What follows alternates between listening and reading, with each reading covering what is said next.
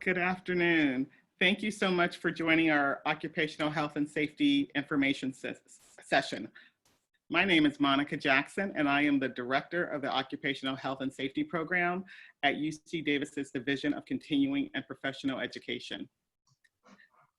Today, we are going to give you a little bit of information about our program, and we have our program manager here, and we have a guest speaker who's one of our instructors in one of our programs.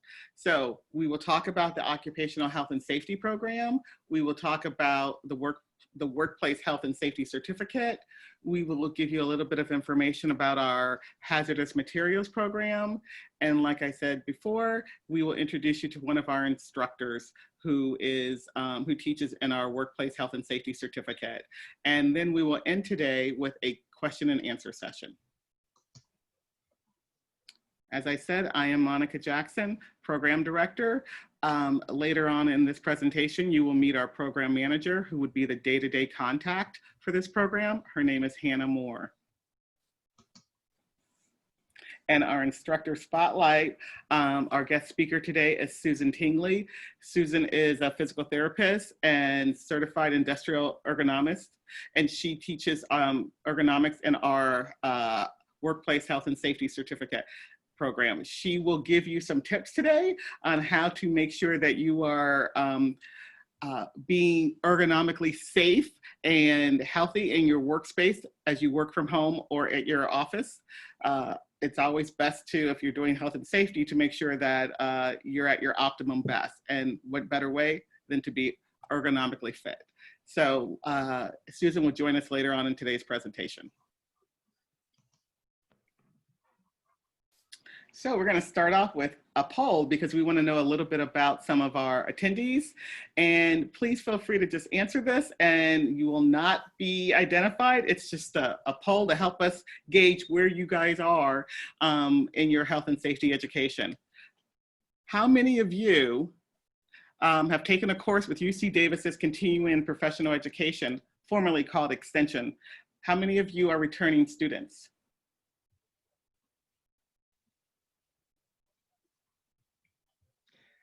The answers are yes or no if you've taken a class with us before. It doesn't have to be in our health and safety program. It could be in our business program. It could be in our tech program, any program that we offer through continuing and professional education. If you've taken a class with us, we'd really like to know. Thank you.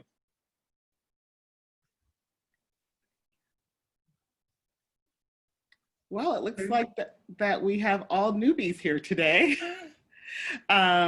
Let's move on to continue on with our presentation.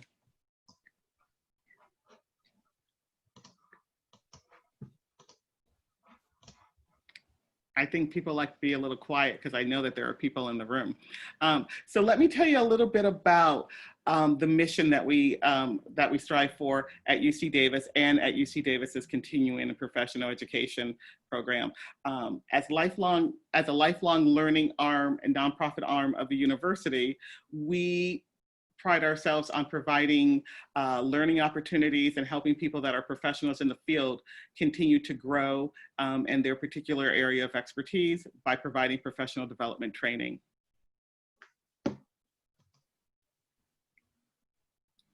So, I mean, every year we work with students who are working in private sector, public sector, or students who are self-employed.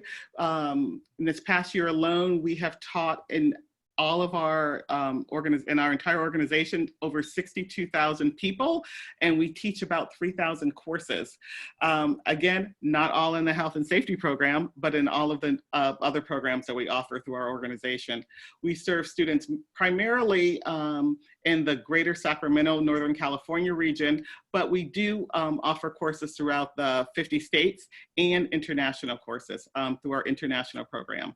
We have over 50 years of training and professional development, and our primary field of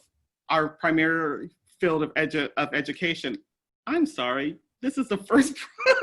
I'm sorry, I'm just stumbling over myself today.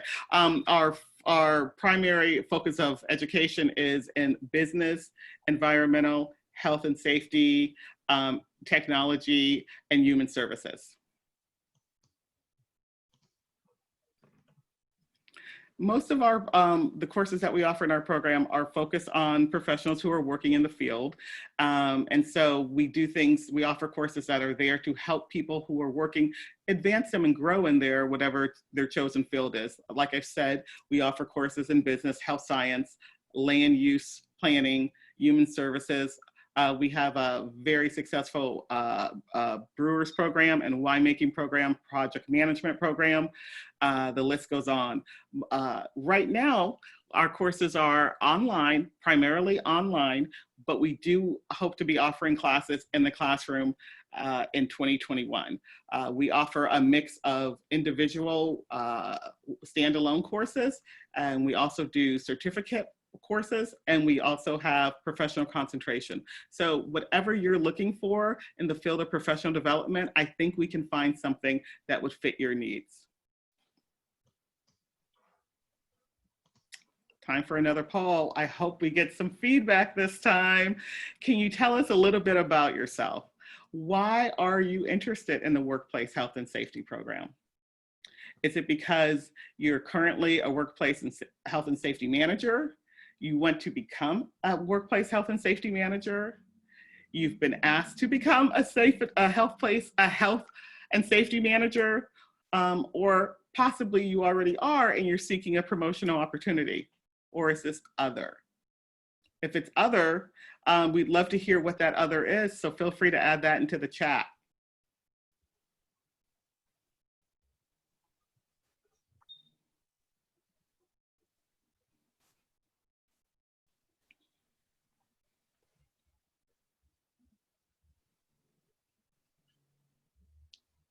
So, does it look like we've got people who have voted, Hannah? Yeah, we've got almost everybody has voted now, and it looks like we've got a pretty even split of what people are here for. Okay, great. So I can't wait to hear the questions that you guys have at the end. This will be good. Thank you again for voting.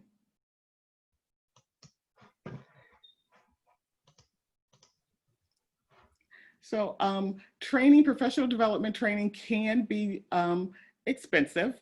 We pride ourselves on having a reasonably priced program, with most of our courses in the health and safety program running between $5.95 and $7.95. But if you do have an interest in seeking information about how to finance your education, we have this information on our website, and we have it here. If you have need for additional information, we have included a link that can take you to a place where you can ask a question specifically to meet your needs. So we'll keep this up for about 15 seconds if you need to jot down some information, but the information is also located on our website.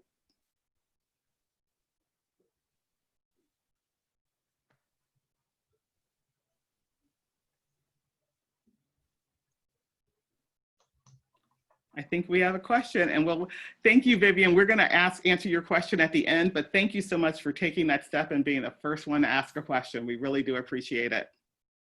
So in addition to offering financing for the programs at continuing professional education, we also offer discounts. If you are a Cal Aggie alum, doesn't mean you have to have gone to UC Davis, but if you are a graduate of the UC system, you can get a $50 discount. If you are one of our professional partners, you can get a 10% discount. And also, if you and your coworkers consist of a group of 3 or more, enroll in the same course at the same time, that is very important. All 3 of you are enrolling in the very same course at the same time, you get a 10% discount for that class. We also offer, because you guys have been so generous with your time to attend this info session, you will get $100 off. It's a coupon worth $100 that you can use one time per student. So you could use that for your first class that you take within any of our programs offered at continuing professional education. It does not have to be used in the health and safety program, but that would be great if you choose to do that. So, as I said, our occupational health and safety program is large. We have a general health and safety program that addresses all issues of occupational workplace health and safety. We have an emergency management program that has an emergency medical technician course in there. And then we have an environmental management program that includes courses like air quality and toxicology and things like that. And then we also have a hazardous materials program that focuses on toxins. And within the larger health and safety program, we have the workplace manager health and safety certificate. Like I just said, these are some of the courses that we offer in the hazardous materials program: air quality, CEQA, commonly known as the California Environmental Quality Act, which is required for all people working in environmental or hazardous materials. We have this is one of my favorite courses, Chemicals of Product Stewardship, as well as the Principles of Green Chemistry. Those courses kind of go hand in hand. We have a very interesting environmental auditing and environmental law course. And for people who work with hazardous materials, we do offer an 8-hour hazardous HAZWOPER refresher course and a 24-hour refresher course. So there's a host of courses that fall under the hazardous materials program. You will also find those on our website.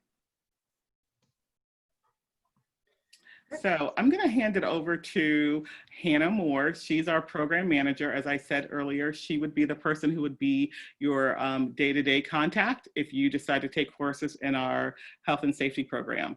And she's going to tell you a little bit about our health and safety manager certificate and some of the particulars about the overall program. Hannah? Thank you, Monica. As you can see on the slide, we have our Workplace Health and Safety Manager Certificate Program. And the program the certificate program is fully accredited and academically approved by the UC Davis campus, by the various departments and faculty. And they are worth academic units, which are the equivalent of graduate units.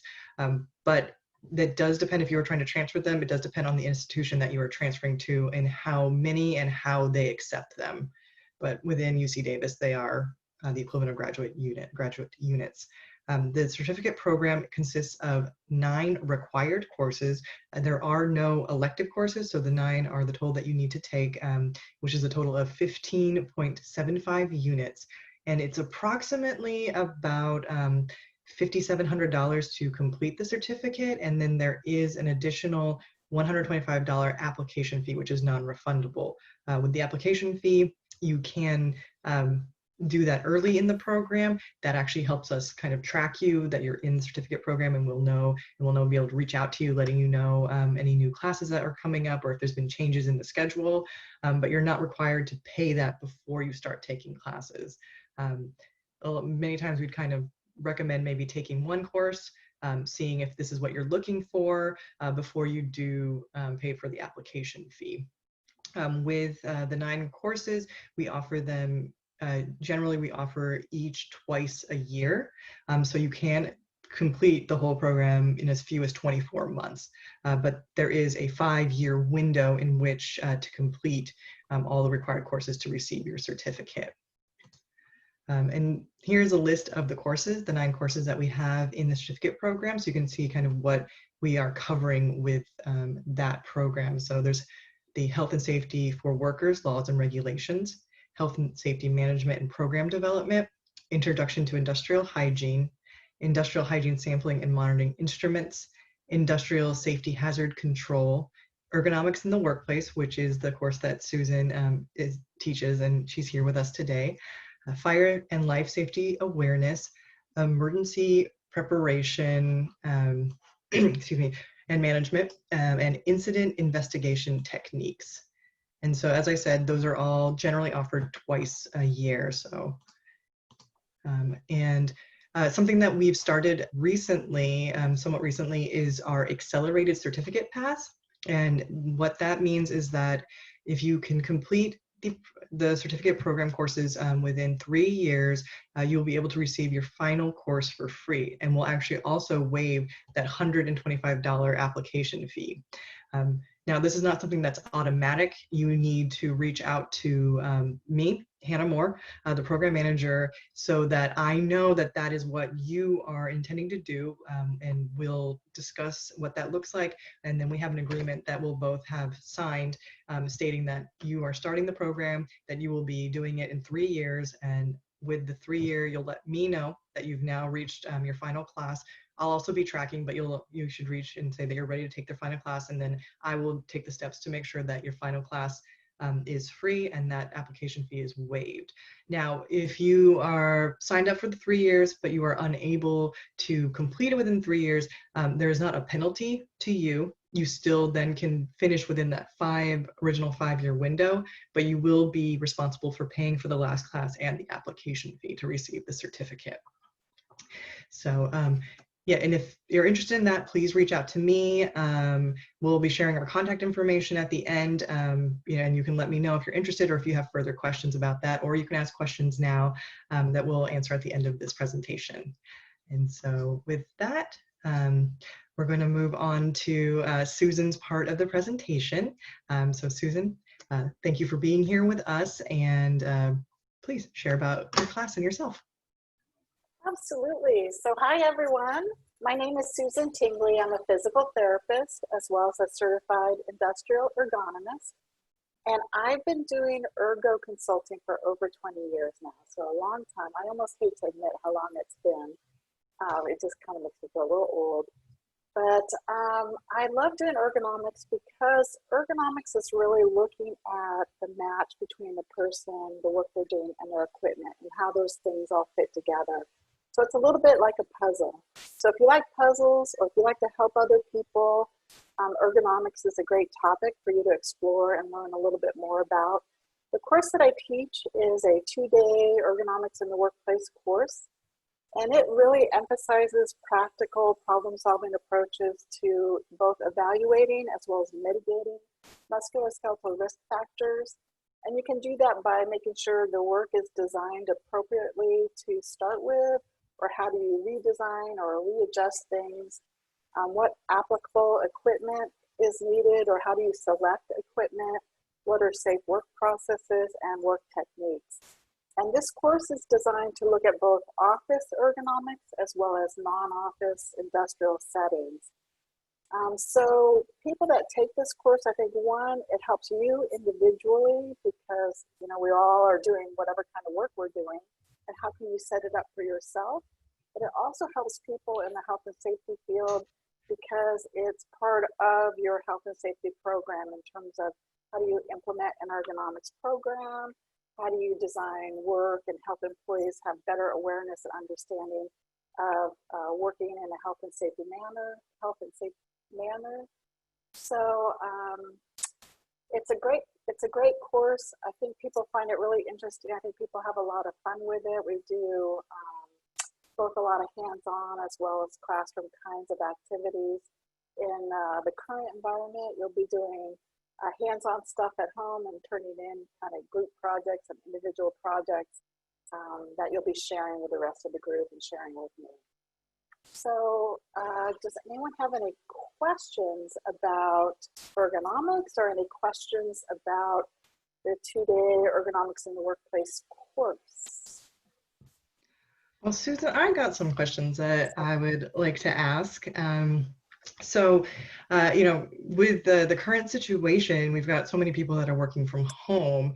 What are some common ergonomic issues that you're seeing come up? Yeah, that's a great question because there's hundreds of thousands of people that have suddenly transitioned from office situations and classroom situations to the home environment. And it has created some issues. Probably the two biggest issues, one is that there's a lack of equipment. So employers are scrambling just to get people to be able to be functional at home. And a lot of employees went home with just a laptop and pretty much nothing else. And so after doing this for a little while, people are finding, working with a laptop for long durations day after day is not necessarily the most comfortable way to work. So trying to find equipment has been challenging because not only did all these office workers go home, but over 50 million students went home. And so a lot of things are sold out. So now we're trying to figure out, like, how do we use typical household things to make a better ergonomic setup? So ergonomics is not necessarily about fancy new equipment. It's about improving the match. And it may be simple things like using an ironing board as an adjustable height work surface if you need to get something to a different height. The other issue besides equipment would be sharing spaces.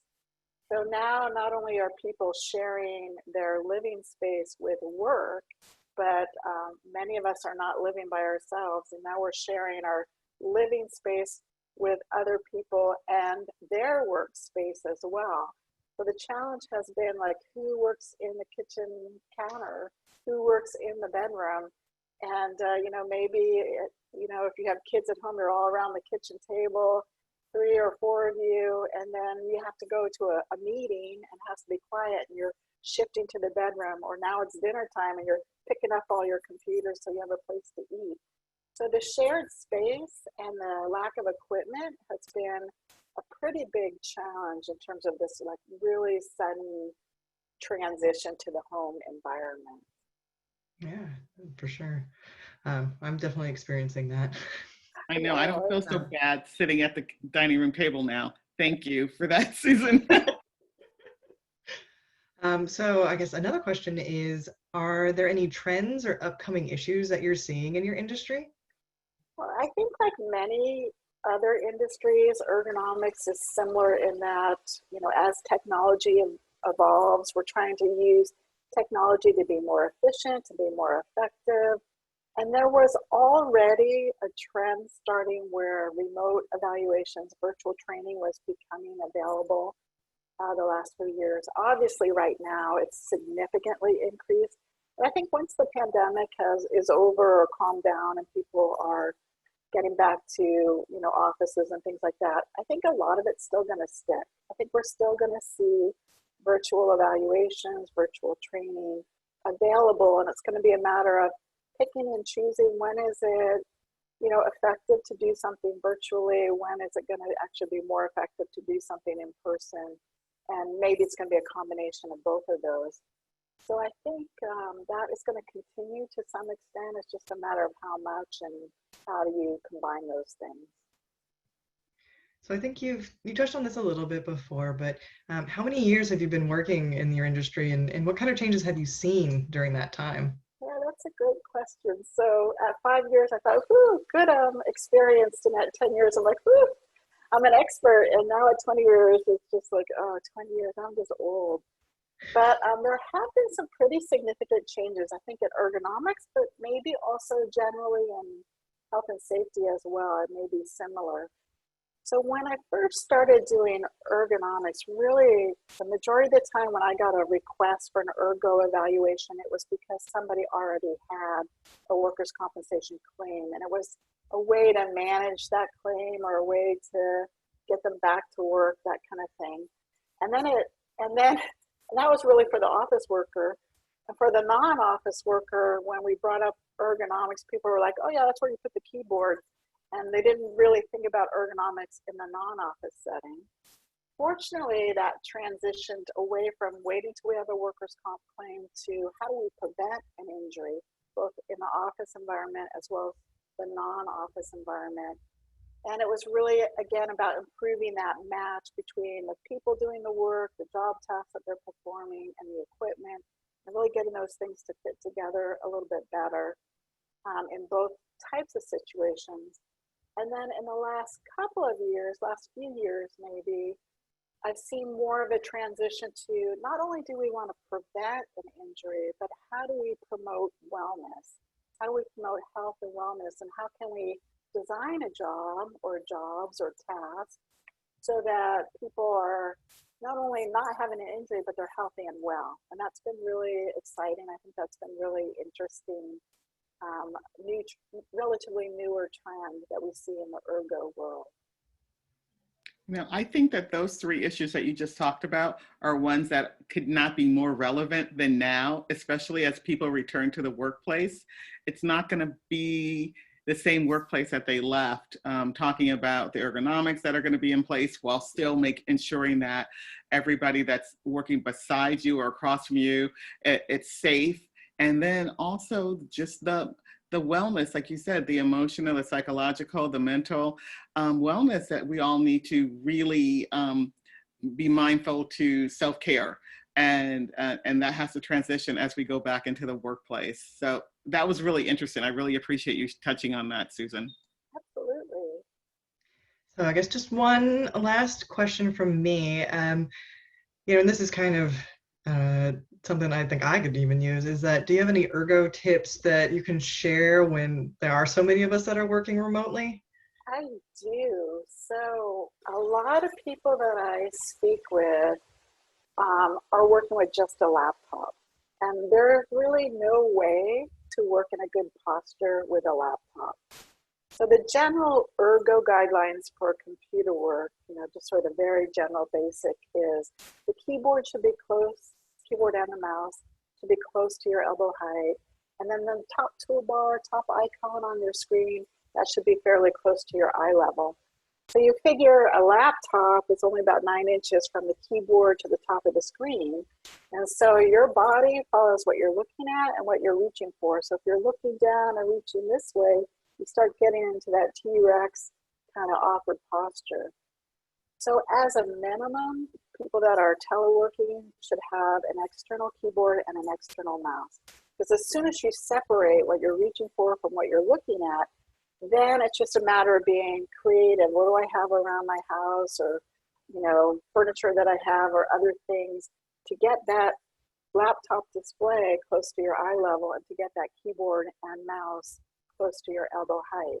If you're a taller person, it's usually a little bit easier because maybe your kitchen table or desk or whatever you already have that you're using, that might be an okay height for your keyboard and mouse. And it's just a matter of what do you raise your laptop on? You know, do you have boxes? Do you have books? I've seen homemade laptop stands made out of PVC pipe, out of Legos. So you can be creative and do stuff like that. It's a little harder, I think, for people that are on the shorter side, where the keyboard and mouse on the kitchen table is too high for them. Because then you're either having to, you know, sit on a whole bunch of pillows to get yourself up and then raise your laptop, which you can do, or you're trying to figure out how to get your keyboard and mouse lower. And so I have seen some people, and I do this sometimes when I travel or when I was traveling and staying in a hotel, is I would use the ironing board to get the keyboard and mouse lower. But I actually am going to show my screen because here's another hack, a homemade hack for getting your keyboard and mouse lower. Actually, can I show my screen? Oh, you know what? So Hannah, you'll have to allow me to share my screen. Yeah, let me. Yeah, so that's been a challenge as people are working at their kitchen counter or they're working at their kitchen table. Or I talked with one gal who, when she was in a meeting, would go sit on the floor in the bedroom and turn her laundry basket upside down and put her laptop on the laundry basket because that was the only quiet place that she could go with it and shut the door. Yeah, Not Susan, very good ergo. I believe you should be able to share your screen now. All right, perfect. Let me do that. All right. So here's a little homemade hack. So can you see the lap desk? Yeah, you can see that. Screen? All right, so there are commercially made lap desks. So you could get something like this to put an external keyboard, external mouse, and then put your laptop on the table or dresser or whatever you're using to get your laptop higher. But you don't necessarily have to buy anything. So if you're on a budget or you're just desperate to do something as soon as possible, you could take a cookie sheet, right, or a game board or a cutting board or some kind of hard, flat, bigger surface, and then take a pillowcase with a pillow, roll up a towel to make it firmer so that everything doesn't slide down your lap. And then you can use that as your lap desk, and that allows you to get your keyboard and mouse lower.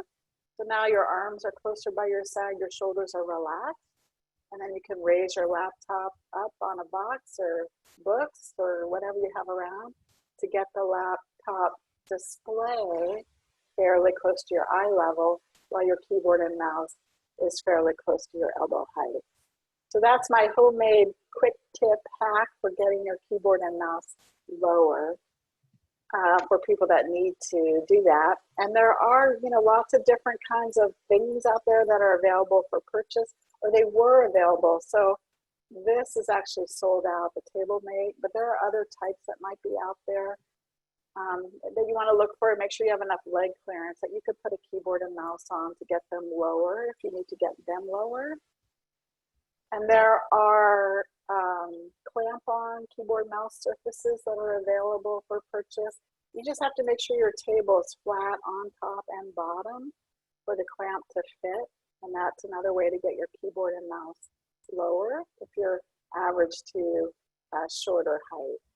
So those are just a couple examples of ways that people that are working from home, that are not really prepared to work from home, and they're working with a computer for long periods of time, and get that keyboard and mouse lower. All right. Thank you, Susan. Those were great. Absolutely. Yeah, I will. I'm definitely gonna try some of that out since I'm working at the kitchen table lately. So. I agree. I was sitting there thinking that, oh, I'm doing everything right, and then you said one little thing, and I'm like, oh, I need to make an adjustment this afternoon. And I have one more tip. Oh, actually. Great. So for general wellness, there's been a lot of studies looking at the amount of screen time and obesity and diabetes and cholesterol and all sorts of things. And it's really talking about sedentary lifestyles. And now that people are teleworking, we've become even more sedentary. So I've talked to a lot of people who, maybe they have a table like literally right next to their bed, and they roll out of bed and they are working at their computer, and it's 2 p.m. and they realize, I haven't even brushed my teeth or gotten dressed yet. So people are not moving very much. And actually, Texas A&M was doing some studies looking at teleworkers and counting the number of steps people take. And people take fewer steps when they're teleworking versus when they're going into the office. So we have to make more of an effort to get up and move around at least once per hour. So the negative health impacts of being sedentary kick in at that 1 hour mark. So we really need to get up, move around, do big movements, march in place, walk around at least once per hour. That's my second tip. So what you're saying is that maybe put a little timer on our phone or on our Fitbits or Apple Watches, and then when it says get up, and even if it's for 5 minutes, if we add it all together. Yeah, it doesn't even have to be 5 minutes. Just get up, move around. 30 seconds up to about 3 minutes. 5 minutes is great. Mm-hmm. But if you're really concentrating and focused on a project, sometimes it's hard to get away for 5 minutes. So even 30 seconds still has a health benefit. That's great. And these are great tools and suggestions that we can carry back into the workplace when we all return to the workplace. So they're just good tips to have when you're working. So thank you. Well, thank you, Susan. All right. So I guess if anybody has any questions for either myself, Monica, or Susan, please let us know. You can use the chat function, or you can use the Q&A function to reach out and let us know. I guess we've got in maybe not necessarily questions, but I guess just some statements where somebody is saying that they are responsible for all of the safety policies and procedures, but they haven't been officially trained. And so our program is going to give you training, to be able to better handle those responsibilities that have been put on you. And so as you saw, the different courses that we do offer, that we're covering a wide range of things. And I would add, Hannah, to that is that all of our instructors are current practitioners in the field. So they're talking about what they actually do for a living. So that's really important. That's why Susan was able to tell you just about what we're all going through as we're working from home. She has, probably encountered this from in her professional life, that people are asking her all types of questions. And that's the beauty of the instructors in our program, that you are learning from people who do this every single day like you do. So like Hannah said, even though doesn't matter where you are in your health and safety career, one of our instructors is probably in some way connected to what you do, and they're always accessible before, during the breaks, and after class to take additional questions from you. Okay. And we've got a question about, do you need to have a bachelor's degree in order to enroll? And you do not need to have a bachelor's degree in order to enroll. These programs, while the classes are academic, it's not a pre-requirement that you've already got a degree, because we're focused on those that are already working, and that you are, and if you are, you know, working and you are responsible for the health and safety in your workplace, then we are here to help serve you and to help get you in a place where you are comfortable with that responsibility. And so, Susan, we've actually got a question for you. Yeah, it looks like there's a couple questions. Yeah, they're coming in, so this is actually pretty exciting. People are they're piping in. So let me answer Nate's question. Yeah, so let me first. read that out loud, just so that we've got that, so everybody can see. What approximate percentage of workplace injuries are categorized as ergonomic? And this probably varies with industry, but do you have like a rough estimate? Yeah, so that's a great question. So two things. One, just a little bit about semantics. So ergonomics is being fixed, and the injuries are musculoskeletal injuries. So normally when we're talking about injury rates, we talk about musculoskeletal injuries, and then we talk about what do we do about that. We talk about ergonomic interventions. So the percentage of musculoskeletal injuries, it does vary by industry, and there are certain industries that have much higher rates than other industries. So if you look at healthcare, nurses, they're in the top 3 industries for low back injuries. Truck drivers are also. So it is going to vary. I think for your typical office kind of environment, the general goal might be to have fewer than 5% would be a good goal, or but with certain industries, certain high-risk injuries, it may be a little bit different. You can work with your workers' comp insurance carrier because they will have all those numbers, all those percentages, and what they're going to be doing is comparing you, your employer, and your injury rate compared to your industry. And that's how they come up with your work modifications and your workers' comp insurance premiums. So there's a lot of information out there about the percentage of injuries out there. And I guess we've got kind of a statement about that that somebody doesn't really like those gel wrist rests. They seem to be very friendly when they're working. Yeah, so I think the question, or the way it was worded, which I actually don't see, oh, here it is. Yeah, that they don't like gel wrist rests because I rest my wrist when typing. I think some ergo friendly is not always friendly.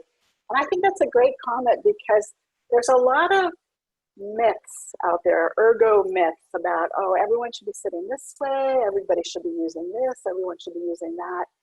And the reality is everyone's job tasks are different. Even if you talk about computer users, the way you use your computer work is different. Everyone is different in terms of stature, physical needs, what's comfortable, what's not comfortable for you. And then, of course, what kind of equipment we're using varies a lot from place to place. And so in terms of wrist rest specifically, the general recommendation is that actually while you're typing, while you're actually hitting the keys, you should be floating across the keyboard, kind of like you're playing the piano and not resting on your wrist at all. That's ideal. Now, the reality is some people are going to lean and they're going to drop. And sometimes whatever they're dropping on, maybe they're hitting the corner edge of their desk. And so that direct pressure on the corner edge of their desk can create a problem for some people. And in those cases, then you might add the gel rest to kind of pad it. But you should still add a little training that while you're actually typing, you're not planting on that wrist rest. And preferably when you're pausing, you're turning your hand like this. so you're not really leaning on your wrist. So absolutely, I would agree with Laura that wrist rests are not for everyone. They're actually more, I think, the exception. And then if you are going to suggest a wrist rest for someone, it's a little bit of training should go with that as well. Okay. So we've got a question. So if you do not live actually, in Sacramento or near Sacramento or near Davis, can you complete the program virtually? And so that's actually something that we are currently working on. We're actually this summer, our courses are going to be all virtually online and what we call remote learning, which will be set up to have pre-recorded lectures and also have some live lecture sessions that when you will be speaking directly with the instructor.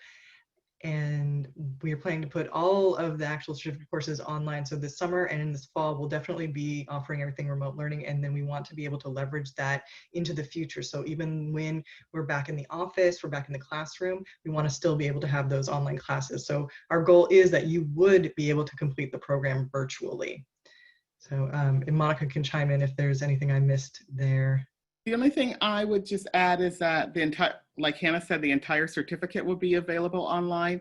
We have one course that does have an in-person component, and I see that the person who posed this question mentioned that they were 75 miles away. So we would not ask you to come in for those. We would not ask you to travel 75 miles just for this half-day in-person session. What we would probably do is try to find a reasonable accommodation for you where you could replicate that exercise where you are and we could work with the instructor to make sure that you were able to have a similar experience. So those are exceptions, but whenever possible, it is required that you are in the classroom or in this case, online with remote learning.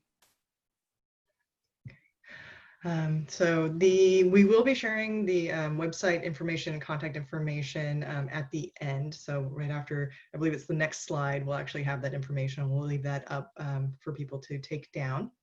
And would this certificate program be recognized indefinitely once obtained, or are refresher courses required? So we do not have refresher courses for the certificate, but there could be updates, and particularly with laws, regulations, and such. So depending on that, you may in the future want to take a course. We also have other courses that are not in the certificate program that you may be interested in that would offer you updates on any kind of changes that have happened since taking your certificate. And just to add to that, that any course that has a regulatory component is updated depending on if the law changes every January 1st or July 1st, it's updated at that point. Or if it has a sunset time, 18 months to 24 months, then it's updated at that point. Because these are academic courses, they are approved by the UC Davis Academic Senate, and there are requirements that need to be met. And I just also wanted to clarify that this is a certificate, so it's not a certification. So people will not be certified in health and safety or any of the peripheral programs and things like that, but it's just a certificate. So I just wanted to make that clear. Thank you. All right, are there any final questions either for myself or for Susan? Let's see. So let's see. We've got are most of the classes in the health and safety certificate program in the evening, or are those for those who are working during the day? So currently we don't have evening courses, in-person courses that are during the evening. They are during the day. They range from being 2 days to 5 days. We have some 5-day courses, but in the certificate, I guess 4 days is the longest. Monica, is that correct? So 4 days. We have a 5-day course. We do have a 5-day course. Okay, a 5-day course. So, and that is, when it's in the classroom, that is every day in the classroom. With the planned remote learning classes, like with the pre-recorded lectures, those could be done on your own time. So before work, after work, during the day, you'd be able to do that. There would be a requirement of watching or doing any activities before live sessions, but that would be put out into our learning management system. So you would know what would be required before the live sessions meeting with the instructors. The live sessions will be during the workday. Usually, it'd be in say in the afternoon. If it was in the afternoon, it'd be like 1 to 3, and you would be required to be a part of that live session during that time. But any of the work prior to that, you could be doing at your own pace. Yeah, so Susan's course is a good example of, it's a 2-day course in the classroom, but in this remote learning environment, we've extended it to 4 days. And so the course would open, as an example, the course would open at 8 a.m. on a Tuesday, where Hannah said the pre-recorded lectures would be available. And then Susan would have scheduled a live asynchronous lecture and maybe course exercises or something like that. Those are definitely required. And then so that would maybe take place on a Wednesday. And then on Thursday, there may be just pre-recorded sessions for you to do. There may be an also scheduled lecture that day. Friday would definitely consist of the final or the exam. Each course is different on how they do their final grading, but each course it's not an in-person sitting at your computer listening to a Zoom lecture for 8 hours. So it is broken up. And so if it's the rule of thumb is, if it's a 2-day course, then it would be double to a 4-day. If it's a 3 or 4-day course, it would probably go over a week to start on a Monday and end possibly on the following Monday or Tuesday, with time in between for you to do work on your own or in your small groups, with interspersed 2 or 3 lectures, live lectures interspersed through that throughout that 7 workday period. All right, and we've got a question. Will there be courses on COVID? And Monica, do you want to take that one? Yes. So our certificate is pretty much set. It goes through the academic approval process, so that is set. Some instructors may be, as they're planning their courses to be offered in the summer and the fall, address the COVID-19 issue. But I can assure you that upcoming courses that we are developing that are standalone courses, not in the certificate, definitely will be addressing the COVID situation, and just general hazards and in the workplace, or environmental issues and pandemic issues and natural hazards that occur. So yes, we will have a resiliency slant to some of the upcoming courses. All right, thank you. Are there any last questions? Well, I mean, thank you, everybody. There's been a lot of great questions and a lot of different perspectives, and so that's been great and very helpful for us to see where you're all at. But if no more questions coming in, this next slide is showing our contact information, and so you can email us at ohsinfo@ucdavis.edu. So if you're interested, if you have any further questions about any courses, interested in the certificate program or the accelerated 3-year program path, please email us there, and I will respond and get you the information that you need.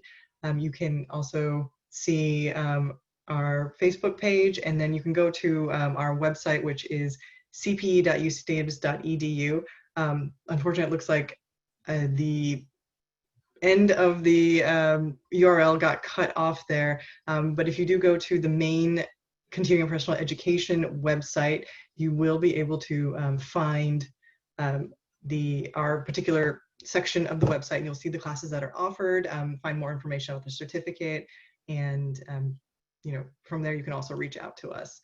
So thank you all for attending. We hope that we will be seeing you soon in our classes or reaching out with your questions. So thank you all, and I hope that you have a wonderful day. Hannah, one more thing. Will you be sending out, you will be sending out a copy of the presentation? Yes, I will be. So for those that you attended, I will be sending out a follow-up email that will actually include the coupon code for $100 that you can use on any class at CPE or Continuing Professional Education. And I will also be sending out the final version of this presentation. So if you do have anything that you want to see again, you'll be able to review it there. But as always, you can always reach out directly to us with any questions that you have. So thank you so much. We look forward to hearing from you. Have a good day, everybody, and stay Have a safe good and be day. well. Bye-bye.